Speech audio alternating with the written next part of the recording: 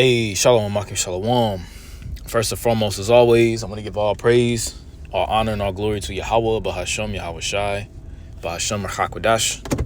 Double honors to the apostles and the elders of Great Millstone that taught us his truth, and that's still teaching his truth, and much peace, love, and salutation to the elect, beginning with 144,000, all the way down to the large multitude that believe. To you all, I say Shalom. I'm the brother Tazamah from the Great Millstone Dallas camp, coming back today with another quick lesson. The Lord willing, this lesson will be edifying to the elect. And I want to do a lesson on this article that you see here on the screen. This is from thepeoplesvoice.tv. And as you see here on the title, it says, Biden, U.S. has, quote unquote, an obligation to be involved in Israel and Ukraine wars. And as soon as I seen that article, it made me think about the scripture in Jeremiah, the 49th chapter, how the least of the flock is going to draw them out. And also in Revelation, the 20th chapter, which we'll probably get here in a minute, where it talks about how Satan will be loose from his prison for a little season to deceive and deceive out to the four corners of the earth, Gog and Magog, you know. And it's spiritual because, you know, the brother Osma Wath in our camp is actually live right now, actually going in, you know, on the same topic. Right, Sleepy Joe. It is. You know, going in on the same, very, very same topic, man. It was just all the spirit. And I told him, I was like, yeah, man, I want to do a lesson on this. So, you know, I posted in the live chat. I was like, bro, I was just about to do a lesson on this, and he's going in on the same thing, which is all the spirit, you know. So, you know, shalom to that brother, man, you know.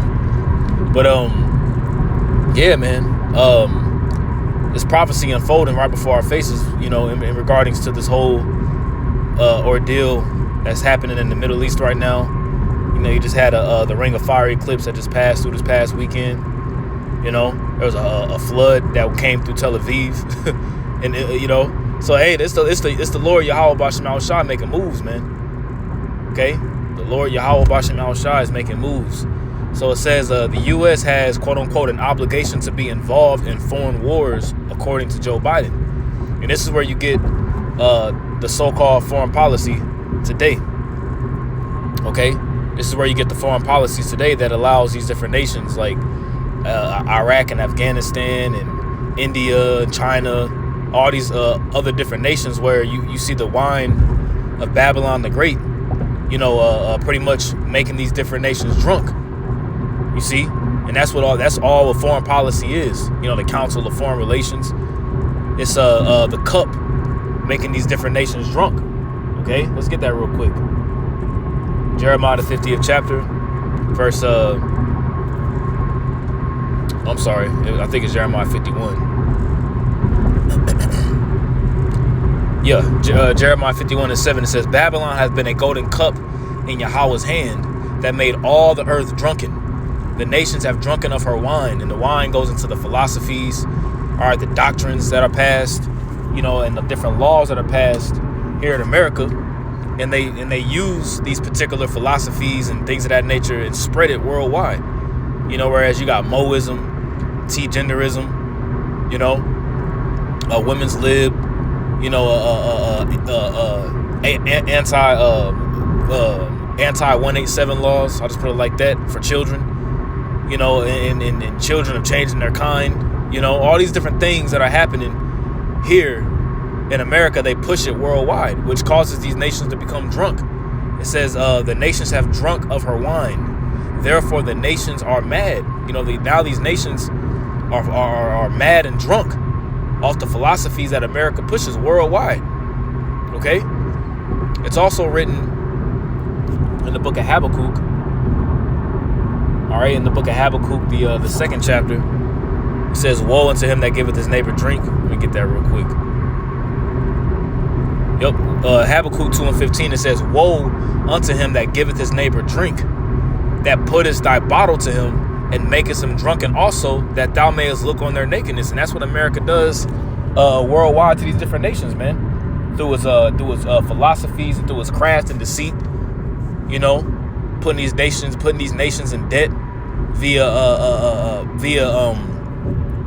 particular laws that are in place for the IMF and the IMF and the World Bank. You know, getting these different nations in debt, which is that thick clay.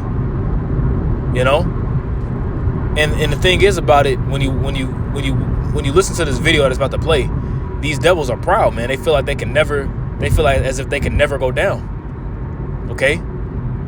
It says the U.S. president has declared that he wants to serve a second term in order to achieve world peace, which ain't no peace coming, man. Okay?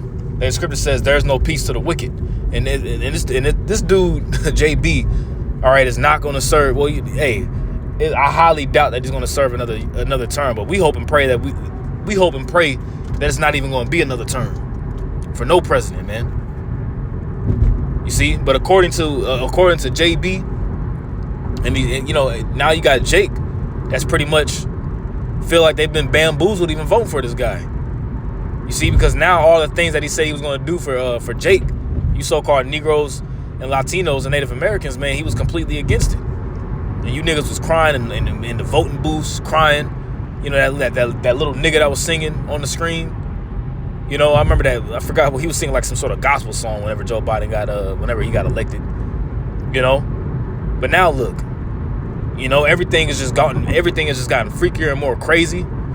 You know, prices have gotten higher. Okay. It says the U.S. president also declared that he wants to serve a second term in order to achieve world peace during a CBS 60 Minutes interview. It says, referring to the conflicts in Ukraine and Israel, Biden urged that America, quote unquote, can take care of both of these. You see, and that's their pride and their pomp. You see, that's why the scripture says, how is the hammer of the earth broken? Because through the least of the flock drawing them out, it's going to cause America's own allies to turn against her. Okay, and these different nations with thermonuclear capability to shoot their missiles on this place, man. Revelation the 17th chapter. And the 10 horns shall hate the whore and shall burn her with fire, man. You see? So they feel as if they can never go down. We could take care of both of these. We could take care of Russia and Ukraine, and we could take care of Israel's enemies. All right, what we gonna see? Okay, the scripture talks about how there's gonna be a cry. There was a cry heard in the Red Sea. Okay, it's at Jeremiah 49. Yep, Jeremiah 49, and we'll start at verse 20. All right, Jeremiah 49, verse 20. It says, Therefore hear the counsel of Yahweh, that he hath taken against Edom. Okay, Edom and who? Edom and Esau. Edom is Esau, which is a so-called self-proclaimed white man. Okay, and his purposes that he hath purposed against the inhabitants of Teman. Okay, and the Temanites represent the wise men of Esau, Edom. Okay, these elites. All right, these elite banking families. Just put it like that, because now if you say their names, now your video can get cut. Then it says, surely the least of the flock shall draw them out, which the least of the flock is referring to Israel. You see, because Israel feels as if it has its protection from everybody. If anything happens to Israel, all these different nations are going to band together and take care of these different nations that attack Israel. You see, because America is nothing more than Israel's hope. You see, it says, surely the least of the flock shall draw them out. And who dwells within our land? Okay, the Amalek. Okay, which is Amalek was one of the chief sons. I want to say Amalek was the grandson of Eliphaz.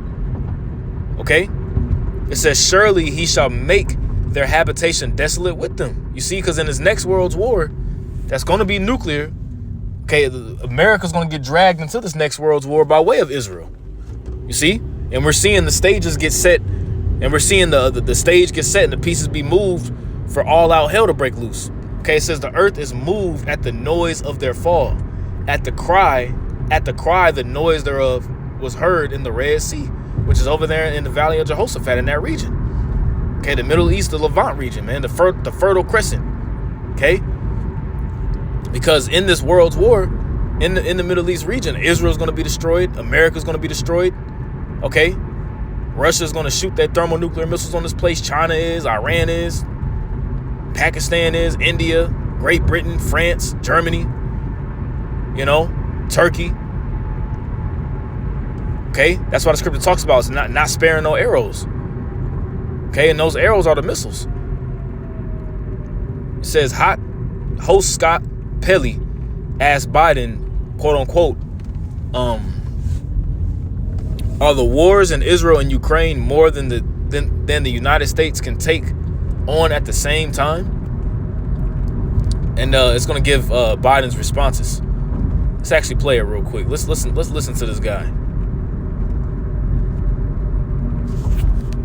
Are the wars in Israel and Ukraine more than the United States can take on at the same time? We're the United States of America, for God's sake. You see the pride? We're the United States of America, for God's sake. You know? As if this place can never be, as if America can never be taken down. You see, that's why the scripture says in Psalm 49:11, and I'm just quoting because I'm driving right now and I'm going to kind of watch the road. You know, but that's why the scripture says in Psalm 49:11, it says what? That their inward thought is that their houses shall continue forever, and their dwelling places to all generations. They feel as if, these devils feel as if they'll never go down, and America just going to continue forever. America going to continue forever. They just going to keep on ruling. You know, anybody that comes up against them, they can just destroy and blow them to quote unquote smithereens, as they like to say. We'll just shoot a nuke on them, and everything will just be, we'll just shoot a nuke on them.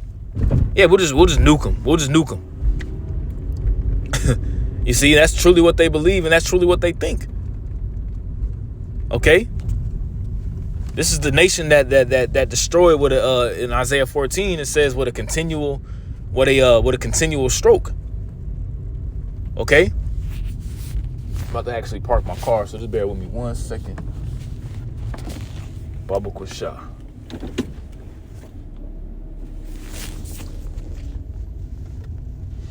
Alrighty, there we go. Just want to park my car real quick. All right, so it says, I'm sorry. So, yeah, he said that pretty much we're the United States, for God's sake. Can't nobody stop us. Can't nobody beat us. You see? And that's the pride, you know? That's why it says let's actually get that in Isaiah the 47th chapter. It says in one moment, you're going to know the loss of children.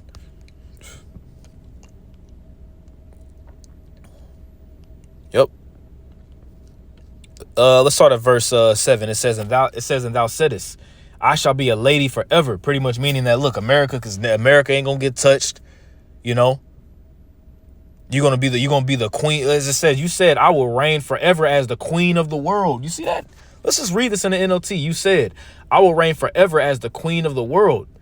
You did not reflect on your actions or think about their consequences. You see, and that's what America did, man.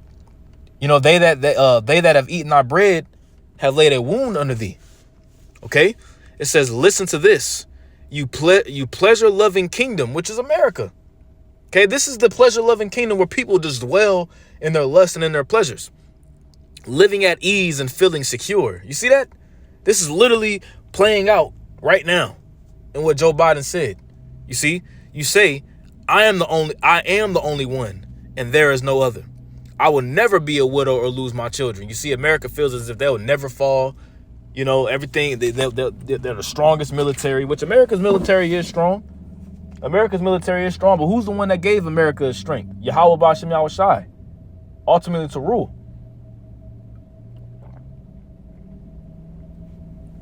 Okay? Remember, the Lord rules in the kingdom of men. All right? It says, well, both these things will come upon you in a moment. And what's that moment going to be? When the missiles come, as well as Yahweh Shai coming with the angels and the holy host. Widowhood and the loss of your children. You see that? Because they ain't going to spare no arrows.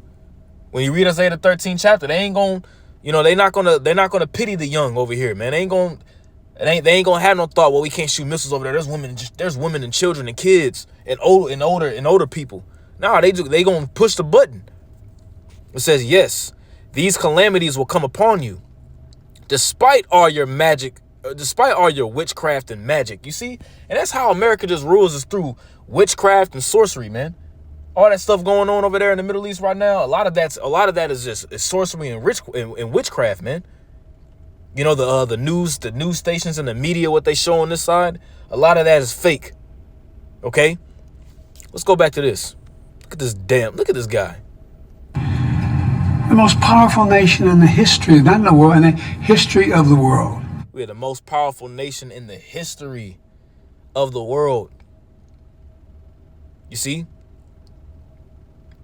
In the history of the world. You see? But even with that, the scripture says, how is the hammer of the earth broken? In 1 hour, Yahweh Ba'Shem Shah is going to show you, quote unquote, how strong you really are. In 1 hour, it's just going to take the Lord 1 hour to destroy Babylon from coast to coast, from California all the way, to Maine, man. Okay? That's what's going to happen. The history of the world. We can take care of both of these and still maintain our... And the reason as to why America is the strongest nation in the history of the world is due to biblical prophecy, man. America is that little horn. Okay? That's of the seven. You had the Greeks, you had the Romans, okay, you had the French, you had the Spanish, you had Germania Major, Germania Minor, and the British, and America is of the seventh, it came out of Great Britain. And Daniel prophesied that America will rule. That little horn will come for its little season, which we're living in it right now. A revival of the Roman Empire. Okay? Through America. Using NATO and the EU to spread its democracy and witchcraft worldwide, man. Okay? We're in Rome all over again. Overall international defense. We have the capacity to do this, and we have an obligation to. We are the essential nation, to paraphrase the former Secretary of State. What the hell is he talking about? Like, you don't even know what this guy's even saying. We're the United States. Like, what? Let's run that back. Hold up. To paraphrase the former Secretary of State. And if we don't, who does? How is the wisdom of teaming perished? Since when did the U.S. have an obligation to fight foreign wars? You see? That goes back to what? Let's go back to Habakkuk, the 2nd chapter, and read up. Okay, Habakkuk chapter 2, and we'll read up. Okay? Habakkuk 2 and 5, it says, yea, also, because he transgresseth by wine, he is a proud man, neither keepeth at home. There it is right there. You don't keep at home. You see, never resting, always wandering around. Hey, it says that Cain would be a fugitive and a vagabond, man. You see? And also, too, it says that Esau, when he would have the dominion, let me get that. Let me get that real quick. Dominion. Genesis 25 or 27, excuse me. Genesis 27 and 40. And this is the Esau's blessing. It says, and Isaac, his father, answered and said unto Esau, behold, thy dwelling shall be the fatness of the earth, which Esau does have the fatness of the whole earth right now. And he fulfilled it via this kingdom this kingdom that we living in right now, man. It says, and of the dew of heaven from above. And only Jacob and Esau was given this blessing. And by thy sword shalt thou live, and shalt serve thy brother. And how does Esau rule with a sword? Through his military, man. Okay? And it shall come to pass when thou shalt have the dominion, when you get this word dominion, all right? When you get this word dominion, it goes into being to wander restlessly. Okay? That word dominion is rawad. You see, to wander restlessly. Roam, to be restless, show restlessness. And that's how Esau moves. That's Esau's MO, just to be a reckless, man, and to always wander. You see that? Okay? Show restlessness. You see? That's why they're always involved in foreign instances that they have no business meddling into. It says, and it shall come to pass when thou shalt have the dominion that thou shalt break his yoke from off thy neck. You see, and Esau, and because Esau was put in subjection underneath Jacob, but there was a time that pretty much his dominion pretty much got broken up. Which king was it under? It began under King was it Jehoram? Was it King Jehoram that it began? Let me see real quick. Let me see.